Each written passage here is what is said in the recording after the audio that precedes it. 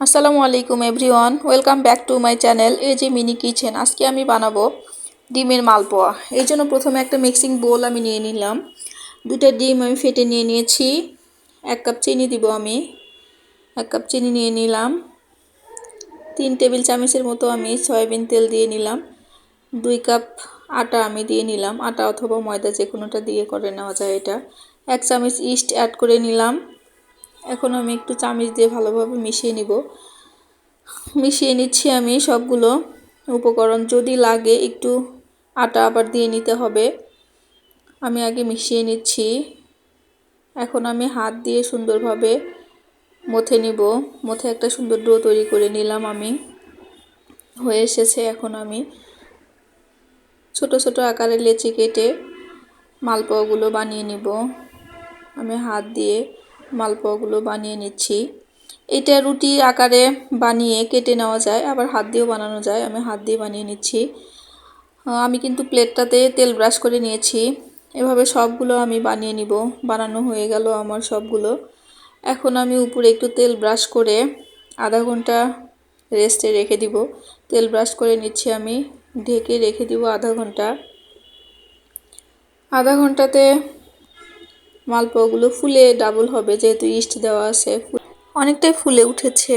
এখন আমি ভেজে নিব। চুলাতে একটা প্যান বসিয়ে দিলাম। তেল দিয়ে নিচ্ছি আমি। তেলটা খুব বেশি গরম করব না, হাত দিয়ে সহ্য হয় এরকম গরম হওয়ার পর আমি মালপোয়াগুলো দিয়ে নিব। দিয়ে নিচ্ছি মালপোয়া। চুলার আঁচ অবশ্যই মিডিয়ামে রেখে ভাজতে হবে, না হলে ভিতরটা কাঁচা থেকে যাবে আর উপরে খুব তাড়াতাড়ি কালার চলে আসবে। আমি চুলার আঁচ মিডিয়ামে রেখে মালপোয়াগুলো ভেজে নিচ্ছি।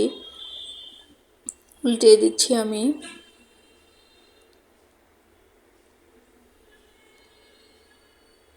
তাড়াহুড়া করা যাবে না, আস্তে আস্তে একটু সময় নিয়ে মালপোয়াগুলো ভাজতে হবে।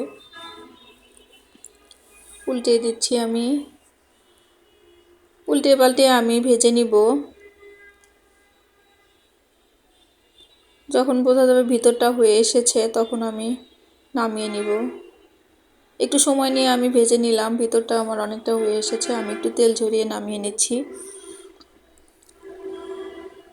এখন আমি বাকি মালপোয়াগুলো দিয়ে নিব। দিয়ে নিলাম। একই প্রসেসে আমি সবগুলো মালপোয়া ভেজে নিব।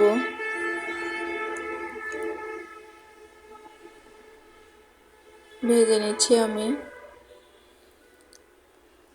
আমি একটু মিডিয়াম করে সবগুলো বানিয়ে নিয়েছি।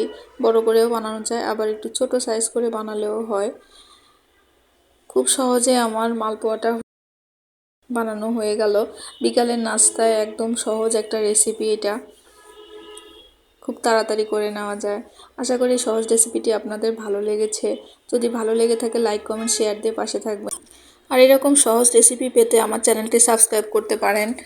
আর পাশে থাকা বেল বাটনটি অন করে রাখতে পারেন পরবর্তী ভিডিও নোটিফিকেশন সবার আগে পাওয়ার জন্য। এতক্ষণ আমার ভিডিও দেখার জন্য ধন্যবাদ। সবাই ভালো থাকবেন, সুস্থ থাকবেন। আল্লাহ হাফেজ।